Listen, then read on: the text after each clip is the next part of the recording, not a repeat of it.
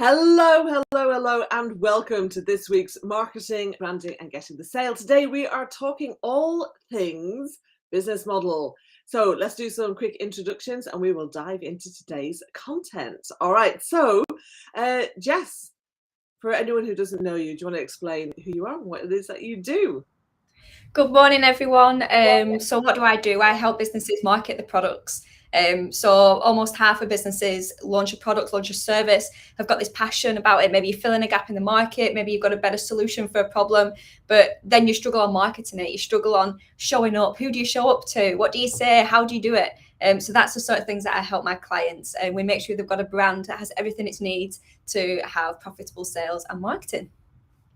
Fantastic, thank you. And I'm Una Doyle. I'm a business strategist and coach. My company is called Creative Flow. And here's what I'm about, is helping business owners to build a business that they could sell tomorrow, but probably don't want to because it's highly profitable, because they and their team members are in creative flow, having more fun. And thirdly, they get to make a bigger impact in the world. So if you want to know how I can do that and help businesses to double their profits in a very short space of time, send me a message, comment below, and I'll send you a video showing you how I can do that. All right, so today's topic is your business model working for you? So before we even kind of get into this, I want to talk about, well, what do I mean by the term business model? I think it's something that kind of scares people a bit. you know, they're kind of thinking, well, do I know what this is? Have I got it right? I don't know. What's your thoughts, Jess? I think as well, there's so many different interpretations of it and so many different ways to create a business model and things like that. So there is, I definitely see that bit of confusion. And also that when we first do a business model, we're first starting out. So we have that little bit of fear, we have that little bit of scarcity. And then more often than not, I see businesses never touch it again and just kind of get carried away with the day to day. So no wonder that fear is attached to the business model. So yeah, I agree with that. Exactly. Yeah. So here's a definition that I really like for a business model. So it describes the rationale of how an organization creates, delivers, and captures value. Right. That's by Strategizer, the people behind the business model canvas. But I think even for a lot of people looking at the business model canvas, they might find it a bit overwhelming. They're not quite sure what the different things mean. So here's how I break down what your business model is, because it's basically about, if you look at that, how an organization creates value. Well, what are the offers that you've got? What is it that you're actually, the next part is delivering. What is it you're actually delivering to clients, and then captures value? Well, how does that actually reflect on your finances and other kinds of value within that? So let's break it down into, number one, what is it that you sell? Number two, where and how do you sell it? Number three, who buys it? Number four, how do your clients find out about it? And number five, what do they pay, as in the pricing? How do you collect your money? How much does it cost you? And finally, how do you deliver? So number six, how do you deliver what you've sold so that your clients are happy? So it's everything that makes your business work. And I think it can be, I think a lot of people can use a lot of different terminology around it, but at the end of the day, that's what it breaks down to, but like Jess says, and I think this is one of the mistakes, there's three key mistakes that I see people making around their business model rather. One is that it's not cohesive. And quite often it is, because, as Jess said, people, they start up the business, they may or may not be thinking about their business model. Sometimes you got people who are coming from an MBA or something like that, and they're in that kind of startup mode with other partners and investors, and they will tend to actually really map out their business model. But for a lot of businesses, they don't really do that. They just start selling something and they're not even really thinking about who's buying it. And then, if they do good work, then, they will get word of mouth, they'll get referrals, they'll start growing. And then what often happens is that things are added into the mix without any real strategy behind it. and this is a problem. And I liken this to, if you imagine the basement of like a large hotel, conference center, some kind of big building. It might be a university or something. And imagine the basement of that with all the different pipes for the heating and water, and you got boilers and that. And it's kind of like every time the business owner has a new idea and decides to do something, it's like sticking a piece of pipe into that pipework. But then when they have another new idea, they stick that in, and then they stick another one in, and then they stick another one in. And next thing you know, you've got all these pipes where, the water is flowing out instead of flowing through.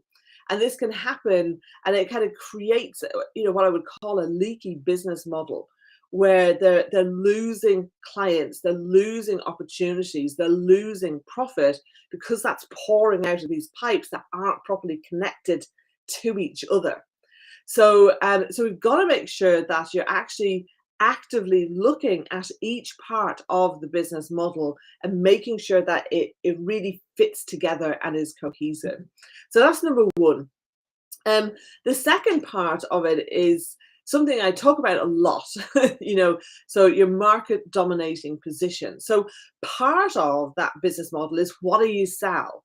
And where and how do you sell it, and who's buying it? Well, all of those things kind of factor into your market dominating position.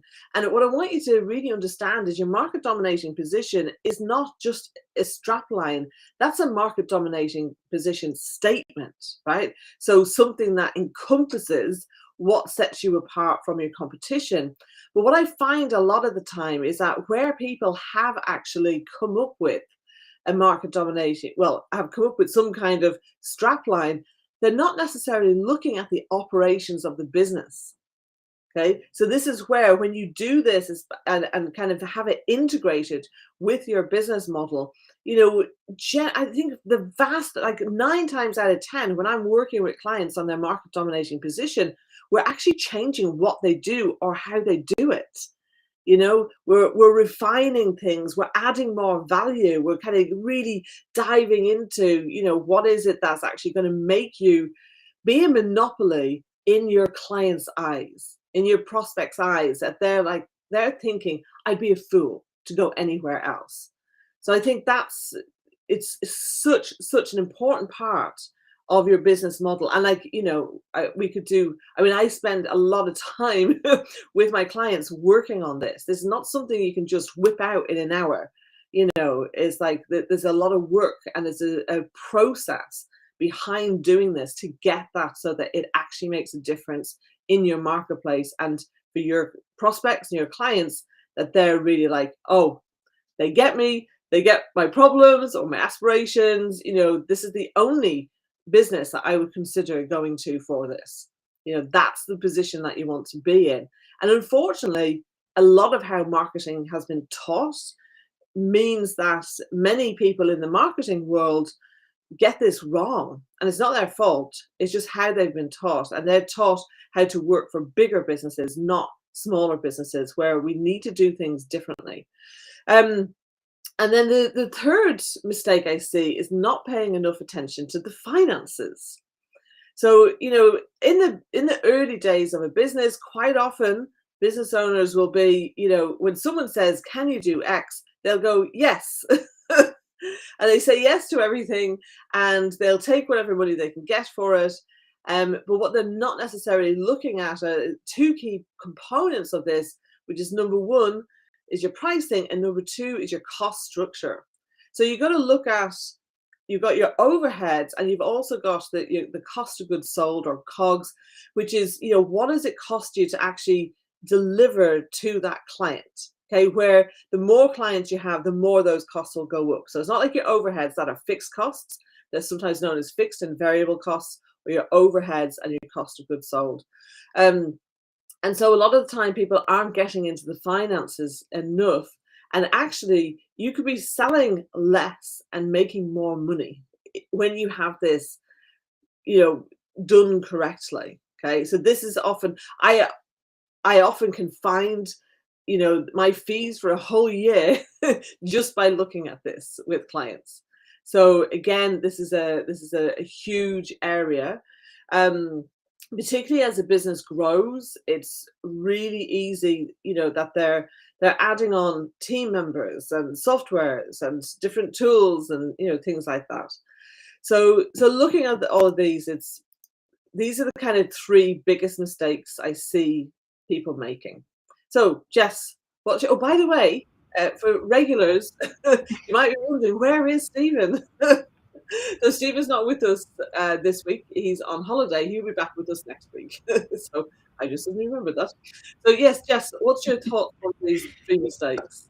The main thing that's coming in everything that you're saying is that clarity. The whole point of, the biggest thing that comes away from all this is that clarity.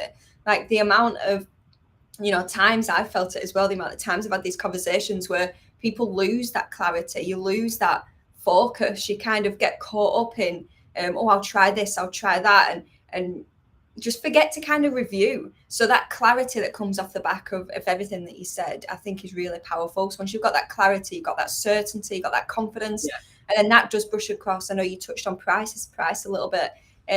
I've been having conversations with businesses recently about having to put the prices up because cost of living is going up. It's costing them more to deliver on the products, to deliver on the services. But there's a fear that we have around increasing our prices, and we think that people might think we're increasing them because we're greedy, things like that, when that's not the case. So I know we're going off subject a little bit on the price increase, but having that clarity just helps bring that confidence when it comes to making decisions like that.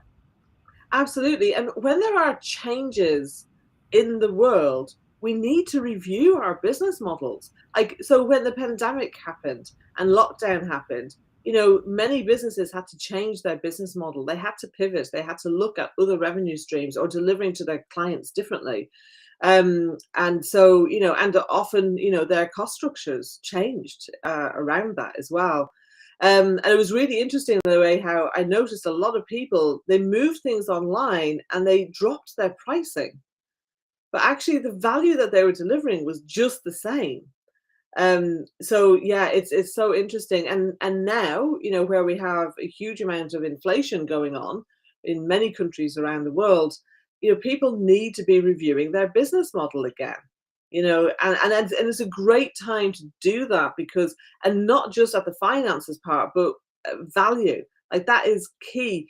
The whole thing about that business model definition I shared was focused on value.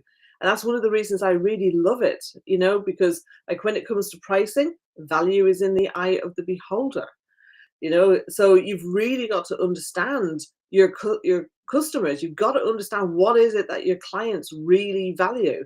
What are you maybe not delivering to them that they would really value? So I was working with somebody recently, working with a marketing services agency, and we pinpointed that actually their chosen niche, their chosen pocket of people, they would really value one thing that they'd never even considered incorporating into their offering. So they're now going to find partners to help them deliver that, and that is going to help them to really stand out amongst the competition, because of that. So there's a lot of things that you can do to make sure that you're that you want to be tinkering and tweaking with your business model. It's not something that's done, it's just there and it's set.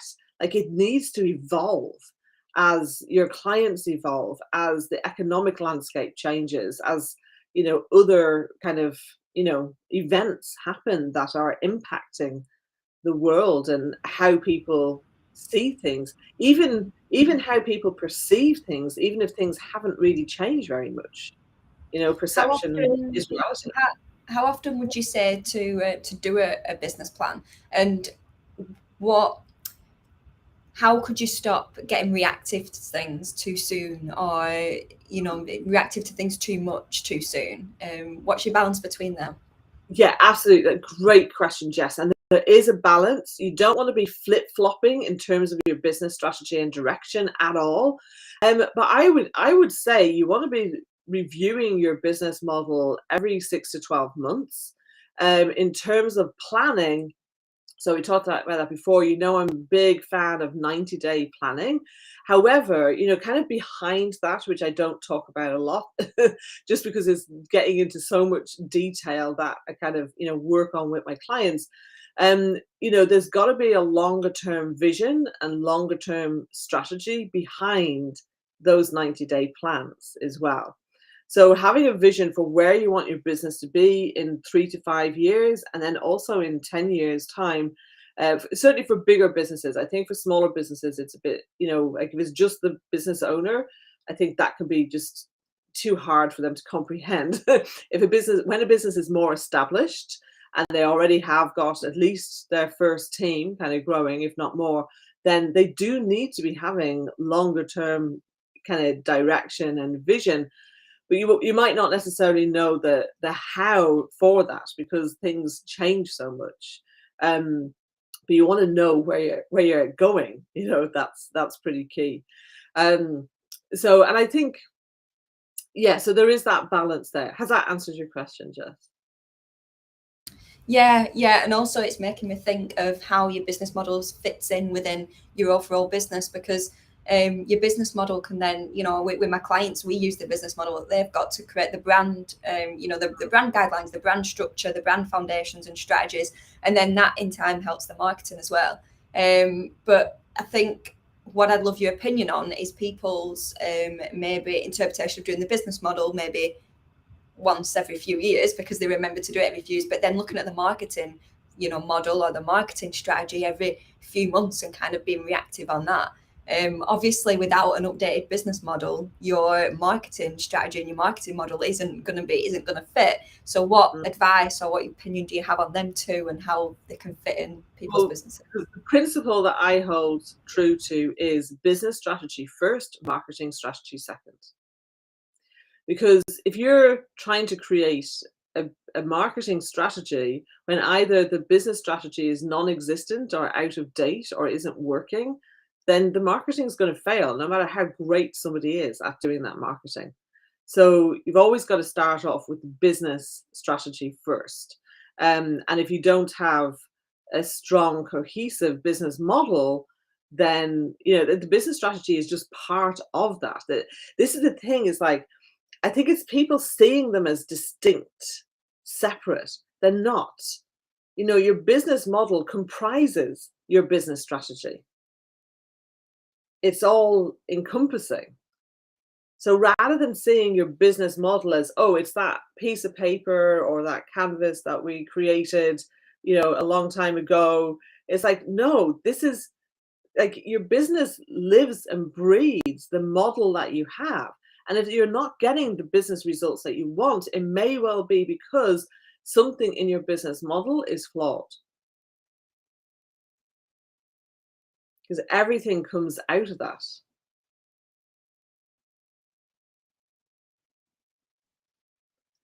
So is that going to help? I agree. And I think it's really good to map that out and make that clear, because the amount of times that I see businesses struggling with the marketing and, being burnt by marketing, and I've spent this and I've spent that, and, and not getting any results. And I do feel for you, because it's a horrible situation to be in, but we need to take a few steps back, don't we? So I like that you kind of just made that distinction, definitely. It's a whole thing about foundations, and foundations is one of the 5 steps that I use to help clients to double their revenues. And it's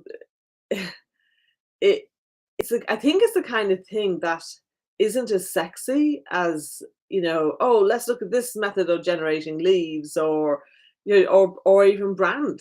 Is that people love branding, but like if they don't have the foundations right for their business, then how can they get a brand that's going to work for them? So how are they going to have the right lead generation strategy? I mean, and I see this time and time again, where people, like, they have an offer, but then they're trying to sell it to people who can't afford it. I see that a lot in kind of the kind of solo and micro businesses, because they're kind of they maybe haven't been in business long enough, or they haven't figured out why they're not able to grow past a certain point. Well, it's because they're actually trying to sell something to the wrong audience. So they either need to change their offer or they need to change the audience. They can't carry on doing that. Um, so yeah, it's a I love all this stuff. I love to be able to dive deep into this and really figure out, well, what is it that's going on? And if you think about it, as part of your planning, to be able to create a revenue plan, so well, I want to sell X amount of this and Y amount of that, and to have that kind of timed, like, you want a revenue plan that's based on your offers and your activity. And if you don't have clarity on those things, and what's going to bring you the results that you want in your business, then that's not going to help. And part of this as well is, like, how do you deliver what you've sold? Well, some of that, and and where and how do you sell it? Like, there's various different elements in that. Like, what are the assets that you have in your business? And those assets might be team members, or those assets might be a marketing funnel.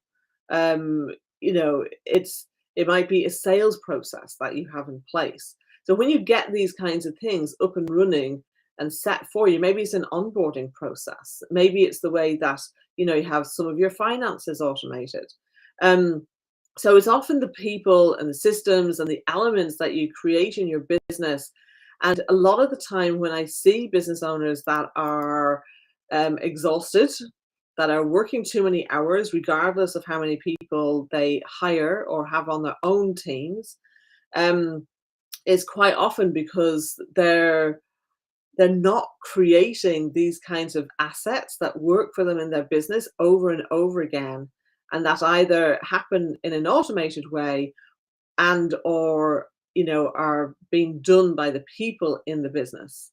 And so I think that's, yeah, it's really key with that, to if you're working too many hours, there's probably something in your business model that isn't working the way that you want, really. So yeah. So morning, Jonathan. So Jonathan's saying morning, Jess. Morning. Yeah, I think something that you touched on at the beginning as well with the research, your consumer research, because when we're doing a business model, it is quite easy to be focused internally, isn't it, and focus on what's going on for us, what's changing in our world, and we can kind of forget what's actually changing for our audience and our consumers. Yeah. So I think keeping that research up, because even times are changing anyway, no matter what's happening in the world. So what was working for our consumers, what our consumers wanted 10 years ago, is definitely not what they want now. So looking at, okay, I might have been in business 10, 20 years and I'm fine, I'm still standing, but we've got to still keep researching and keep looking in of what's going on in the world of our consumers, not just what's going on in our world. So I think that that part of research was a really crucial bit that you mentioned. Thank you. Yeah, absolutely. So yeah, hi, Jonathan. I'm showing the wrong thing here. Sorry for making you dizzy. So Jonathan is just saying, great topic of conversation and some brilliant points. Thank you. Yeah, I think it's such an important one, yet it's the kind of thing that often is skipped over in the face of more sexy things, because it's really interesting, actually. This is the work, this kind of foundational work, the strategic work, is actually the hardest work that business owners can do. Yet it's the one that gives them the biggest return on investment. I think what would you say? Well, I was just going to say, what would you say with people that are thinking, this all sounds absolutely amazing, this all sounds great, yes, I definitely need to look into this, but how am I going to find the time to do it? I do this, I do that, I'm trying to manage and organize people that I'm onboarding, I'm already kind of jumping on my laptop in the evening. What about them people that just don't have the time to do this? What's your advice? What's your a lack of time is always a great excuse. No, it's true. It's true. When people want to do something, they will find the time. Now, one of the first things I often do when I'm working with clients who are like that is I will work with them to free up the time, because I guarantee you at least 20 to 30% of what they're spending their time on is a waste of time. It's not getting them the results that they want. So they can immediately stop doing those things and focus instead on working on the business instead of in the business. It's and that's why, with the ignition profiling tool that I use, helping them to understand how to be in flow. And that's actually one of the things I've not even mentioned, is that you want to make sure your business model is aligned to the business owner or owners, to make sure that you're building a business that has you more in flow as it grows instead of less in flow, which is actually what happens with a lot of business owners. So that's really key. So, a lot of the time people are able to immediately ditch or delegate some of the things that they're doing because they realize, wow, okay, yeah, my time is best spent here. And then for the business owners who might be at the very early stages and they go, well, I can't afford to delegate anything. It's simply a matter of prioritizing, and you still need to ditch. Because the trouble is that if you're trying to do all the things, like if you're in the very early stages of business, focus on one offer, one audience, and you want 2 to 3 means of generating prospects, the right kind of prospects. That's it. That's all you really need to focus on at that very early stage of business. Anything else that you're doing outside of that. And I think part of the problem is I see a lot of, okay, I know we're here on social media. But the thing is that there's a lot of business owners that seem to believe, because they're told it on social media, that social media is the only way to grow their business. And they're trying to be these content creation machines, and they're doing all this stuff that isn't getting them clients. Now, can businesses get clients through social media? Absolutely. I've had inquiries from doing these lives, but I also have everything to back that up. I have assets in my business. I can send videos. I have marketing assets. I have sales processes that kind of make all this stuff work. But in the early stages of the business, they don't have that. And in fact, actually, even a lot of more established businesses, they, sometimes businesses are successful more accidentally than by design. And then quite often they get really stung when there's a change in their landscape. All of a sudden they've got more competitors, or just these kind of life situations, economic situations, changes in industries, and they get caught out. So yeah, I know I've gone slightly off track and on a tangent there. I was going to say something as well, and it's completely gone.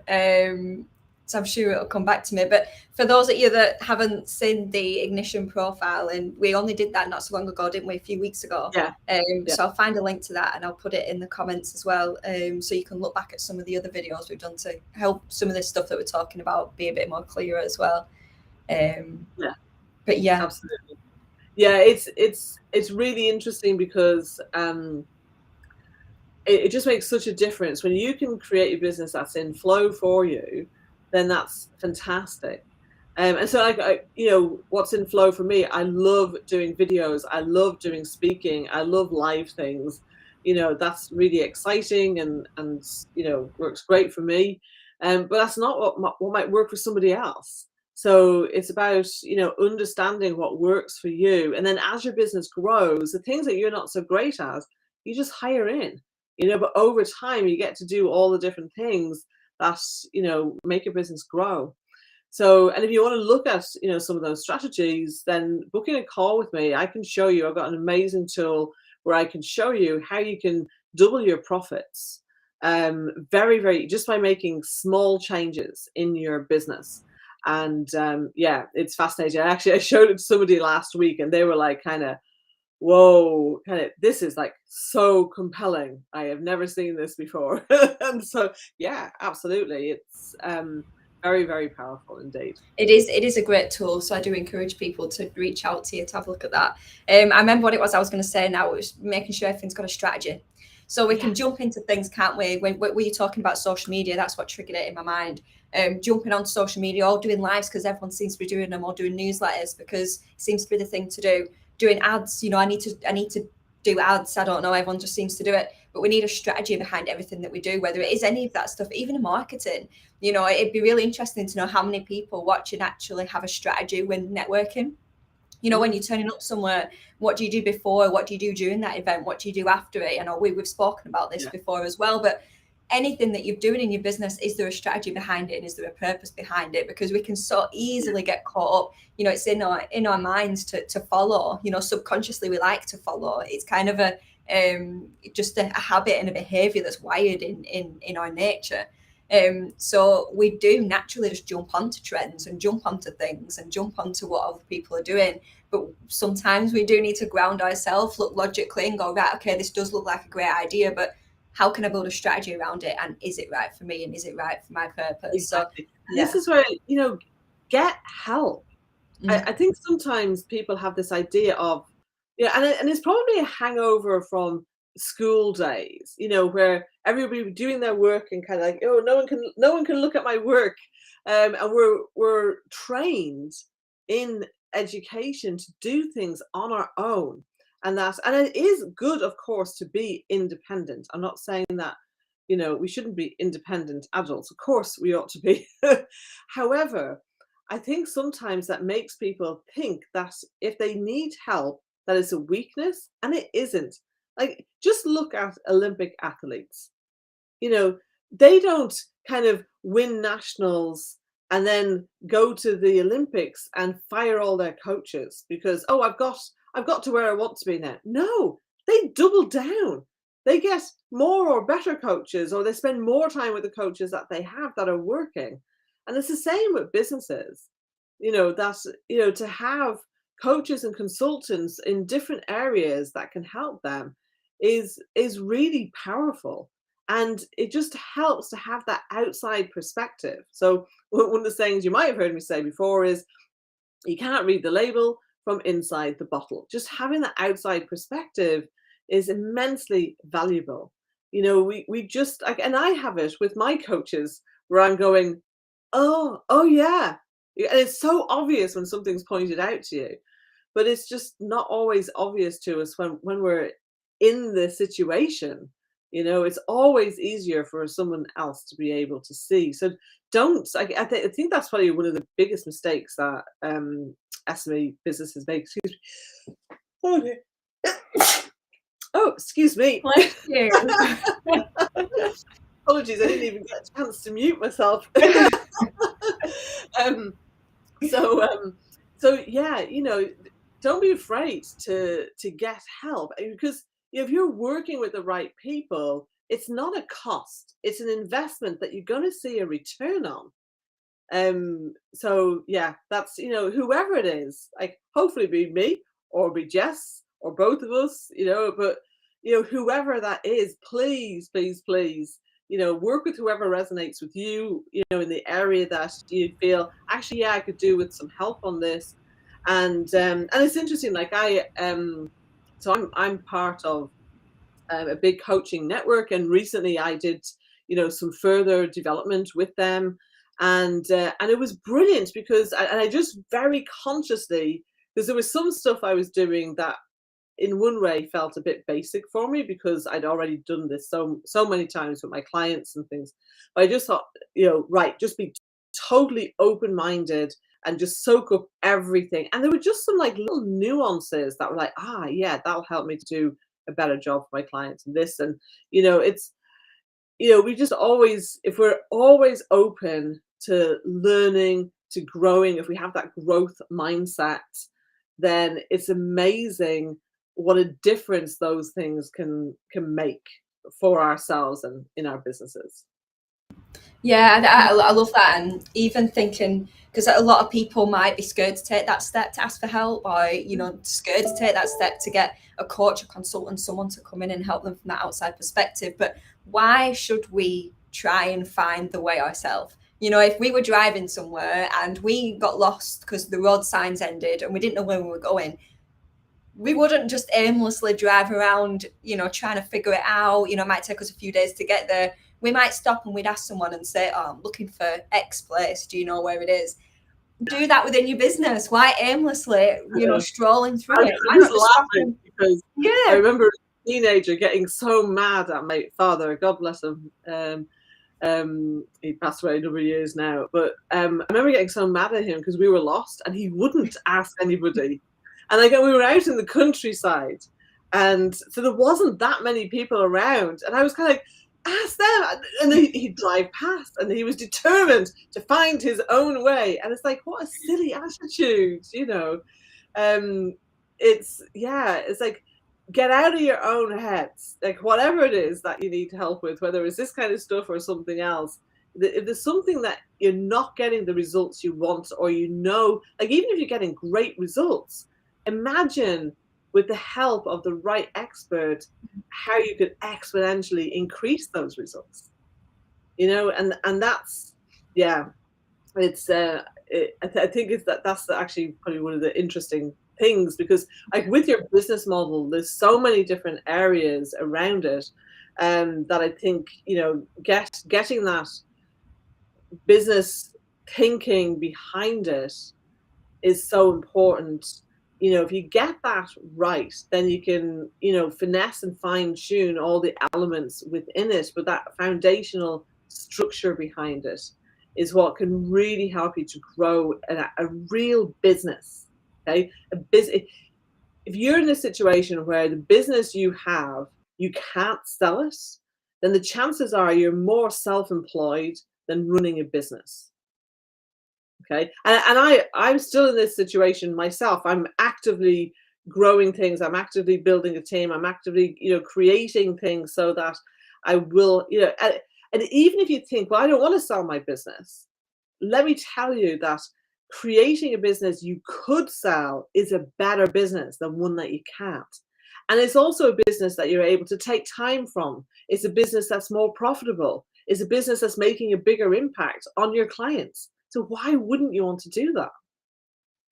I'm going to say, even if you don't want to sell your business, 9 times out of 10, when I talk to people about this, they say, well, I just want my business to be able to run without me for even just a couple of weeks, Yeah, and I can go away, exactly. turn off my phone and not have to come into it. Mm, So the definition of well, not the definition, but if you want to sell your business has got to be able to run without you.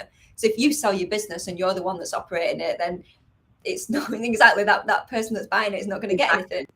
So yeah, whether you want to sell it or not, you still want your business to run on its own. I follow Jenna Kutcher a lot. I just find her quite inspirational, and I love following her content. And she took a month out in August this summer, so last month, and she just took that time out to spend with her kids and spend on her family. And she's doing all this content about saying how she's been working up towards the years to creating a business that she can just take a month out and come back and everything's been running just as smoothly. So that, even if you want to sell a business or not, that is a goal. That's an ultimate dream for a lot of people that set out to be self-employed or set out to start their own business. So, yeah, absolutely. Well, listen, I think there's so much that we could talk about this. However, we have to be mindful of letting people get back and get working on their businesses, and us doing the same. So I think we'll leave it there for today, but please pop your questions down below, or send us a DM. We'd be happy to hear from you. Any final thoughts, Jess? Not really. I think we've covered quite a lot. But I suppose if you're going to do anything off the back of watching this, soak up some information, reach out to some people, start asking questions, start looking outside of your own mind for some answers. Just start talking to people. Exactly. Yeah. Fantastic. Right. We'll be back here same time next week. We will see you then. Bye for now. Bye, everyone. See ya.